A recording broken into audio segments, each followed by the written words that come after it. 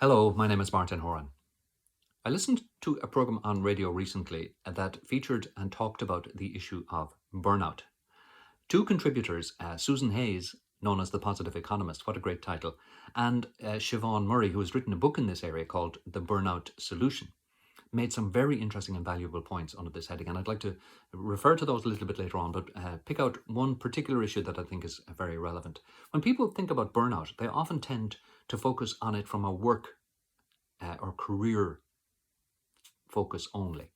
But actually, burnout comes from stress, and stress in reality is a whole of life issue. It isn't just what happens to us at work. It can be affected by COVID, restrictions like lockdowns, risks that we might have to take with the pandemic, the weather, the traffic. These are all factors that can contribute to our stress. And work-based stress then can build on that and lead to burnout. Now, I'll come back to some of the practical suggestions that both Susan and Siobhan had in this whole area. But I'd like to focus on one particular area that I think has great potential, and that is the fact that our ability to manage and to change our own thoughts and our own feelings can have massive potential benefit. I saw a college professor give a lecture in this area some years ago, and he used an interesting analogy where he picked up a glass of water like this and he said to his audience, "Do you think this glass of water is heavy?"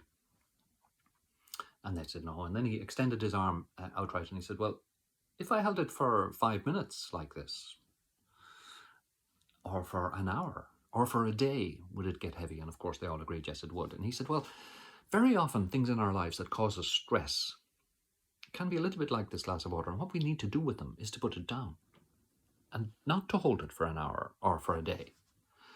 And what he's getting at are things like Zoom meetings, too many of them, or they go on too long. A boss that is a micromanager and tends to get too involved in everything that you do. Or it might be a difficult colleague that you have to deal with. Or indeed, it could be that rainy weather that we have to live with these days. And what we need to do in terms of how we think about these things and what we feel in relation to them is put down the glass. If we can do something about the issue, then of course we should take some steps to address it. But until we can, and if we can't, then we need to put down the glass. Now, they all made very sensible suggestions, both Siobhan and Susan, in relation to sleep, nutrition, physical exercise, talking with others, common sense stuff, absolutely.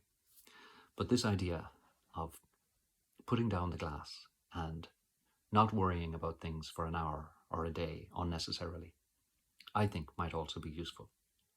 I hope it proves to be so for you, and best of luck with it.